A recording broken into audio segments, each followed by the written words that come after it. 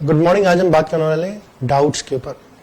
कई बार हमारे पास ये फीडबैक आता है कि सर बच्चे हमारे डाउट्स नहीं पूछते, या आगे हो कि बच्चा खड़ा होकर कभी सवाल नहीं पूछता। आइए देखते हैं कि कौन से बच्चे डाउट पूछते हैं। जनरली ऐसा देखा जाता है कि जिन बच्चों को 70% या 80% आता है, डाउट्स उन्हीं के होते हैं, और जिनको बहुत कम आता है या जिनको पूरा आता है उनके डाउट्स नहीं होते। यानी कि जिस बच्चे के डाउट्स होने चाहिए, जिसको बहुत कम आता है, वो डाउट पूछता ही नहीं है। और डाउट दो तरह के बच्चे होते हैं जो जनरली नहीं पूछते। या तो वो बच्चे नहीं पूछते जिनको बिल्कुल सब कुछ आता है, वो डाउट नहीं पूछते, या वो बच्चे भी डाउट नहीं पूछते जिनको कुछ नहीं समझ में आता। तो ऐसे बच्चे जो क्लास में कुछ नहीं समझ पा रहे होते हैं, जिनकी सबसे ज्यादा डाउट्स होने चाहिए, वो भी डाउट पूछने में हिचक करते हैं। वो क्यों हिचक करते हैं? इसका एक बहुत सिंपल सा रीजन है कि एक सोशल एम्बैरेसमेंट एक बहुत बड़ा रीजन है, जिस वजह से बच्चे कभी भी पब्लिकली या इवन इंडिविजुअली भी डाउट पूछने से हिचकिचाते हैं। बिकॉज उनको मालूम है अगर उन्होंने कोई डाउट पूछा तो उनको लगता है कि उनका एक सोशल एम्बैरेसमेंट हो सकता है, या टीचर या क्लास ये सोच सकती है कि बच्चा कितना सिली डाउट पूछ रहा है, क्या इसको इतना भी समझ नहीं आया। उस वजह से वो बच्चे अगर नहीं समझ में आने के बावजूद क्लास अटेंड करते रहते हैं, और उनकी वो सब चीजें अक्यूमुलेट होती रहती है, लेकिन बच्चों को क्लियर नहीं हो रही होती है। कई बार हम अपने इंस्टीट्यूट में जब कुछ डाउट क्लासेस अरेंज करते हैं, इंडिविजुअल डाउट क्लासेस भी अरेंज करते हैं, तब भी मैंने देखा है कि बच्चे डाउट पूछने वही आ रहे होते हैं जिनको 80% 90% समझ में आ रहा होता है, सिर्फ 10% 20% डाउट होता है। लेकिन कभी भी वो बच्चे बहुत मुश्किल से आते हैं जिनको कुछ नहीं समझ में आ रहा होता है। ऐसा बच्चा अपने आप को टीचर के सामने एक्सपोज नहीं होना चाहता, बिकॉज उसको मालूम है अगर जैसे ही वो इंडिविजुअली डाउट पूछेगा टीचर से, तो टीचर का तुरंत असेसमेंट हो जाएगा इस बच्चे की क्या पोजीशन है। तो ऐसे बच्चे अपने शेल में चले जाते हैं और अपने आप को रिजर्व रखते हैं।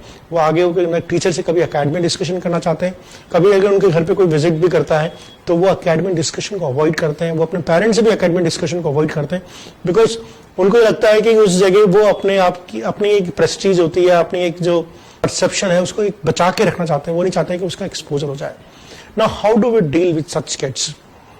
अगर इन बच्चों का हम हैंड होल्डिंग नहीं करेंगे और बहुत लंबे समय तक ऐसे छोड़ते रहेंगे, what will happen is over a period of time वो अपना जो शेल है उसको बड़ा करते हुए जाएंगे, और कुछ समय बाद तो बहुत मुश्किल हो जाएगा इन बच्चों के साथ एकेडमिक लेवल पे इंटरेक्शन करना। तो ये बहुत जरूरी है पेरेंट्स के लिए कि वो राइट टाइम पे इस चीज को आइडेंटिफाई करें। इस चीज को आइडेंटिफाई करने का तरीका हो सकता है कि हम बच्चे की रेगुलर एकेडमिक ऑडिट करते रहें। कहीं ना कहीं जो उसके टीचर्स पढ़ा रहे हैं, जिस भी स्कूल में पढ़ रहा है, जिस भी कोचिंग में पढ़ रहा है, उनसे बहुत रेगुलर मिलते रहें और अपने बच्चे की फीडबैक लेते रहें। इससे आपको मालूम पड़ता रहेगा कि आपका बच्चा अकेडमिकली कितना अटेंटिव है, अकेडमिकली कितना रिस्पॉन्डिंग है।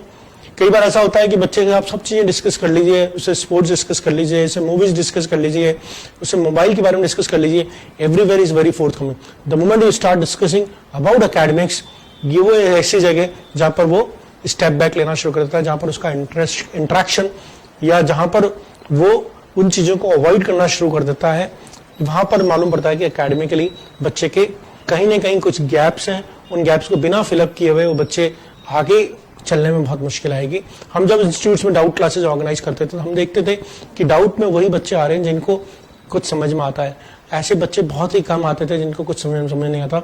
अगर पेरेंट्स जबरदस्ती भी करते थे, उन बच्चों को जबरदस्ती डाउट क्लास में छोड़ भी देते थे, तो बच्चे टीचर्स को देख के चले जाते थे, लेकिन वो टीचर के पास बैठ के इंटरेक्शन करने की कोशिश नहीं करते थे। और जब हमने कॉन्शियस एफर्ट डालना शुरू किया, उन बच्चों को आइडेंटिफाई करना शुरू किया जिनको कुछ समझ में नहीं आता है, और उन बच्चों के साथ वर्क करना शुरू किया, ये समझते हुए कि हाँ भाई हमें मालूम है इस बच्चे को कुछ नहीं आता, तो रादर देन उसको एक एम्फेथाइज करने की कोशिश करें कि हाँ बेटे तेरे को कुछ आता नहीं होगा, हम we are there to help you, and उसको बहुत बेसिक हैंड होल्डिंग शुरू करी, तब जाके बच्चे का कॉन्फिडेंस लेवल आना शुरू हुआ। एंड उस बच्चे को ये धीरे धीरे एहसास दिलाया है कि अगर तेरे को नहीं आता तो बहुत बड़ी कमी नहीं है, ऐसा नहीं है कि यू आर इनकम्प्लीट। ये एक बहुत नॉर्मल सी बात है, नहीं आता तो कोई बड़ी बात नहीं है, बट अब now this is right time to pick up the things. तो हमने उसकी हैंड होल्डिंग करके जब काम करना शुरू किया उन बच्चों के साथ, तो उसके बहुत अच्छे रिजल्ट्स भी आए हमारे पास। तो कहीं ना कहीं डाउट्स के लिए अगर आपका बच्चा डाउट नहीं पूछ रहा है तो उसके डिफरेंट इंटरप्रिटेशंस के बारे में हमने बात करी, और अगर उसका सेकंड इंटरप्रिटेशन है कि अगर आपके बच्चों को कुछ नहीं आता है तो आप उसको कैसे न कैसे करके इंक्रेज कीजिए, कैसे न कैसे करके उसकी हैंड होल्डिंग कीजिए, और जो उसके पिछले कुछ सालों के गैप्स रह गए हैं उनको फिलअप करने की कोशिश कीजिए। जब तक कि वो गैप्स फिलअप नहीं होंगे वो बच्चा अकेडमिकली आगे नहीं बढ़ सकता।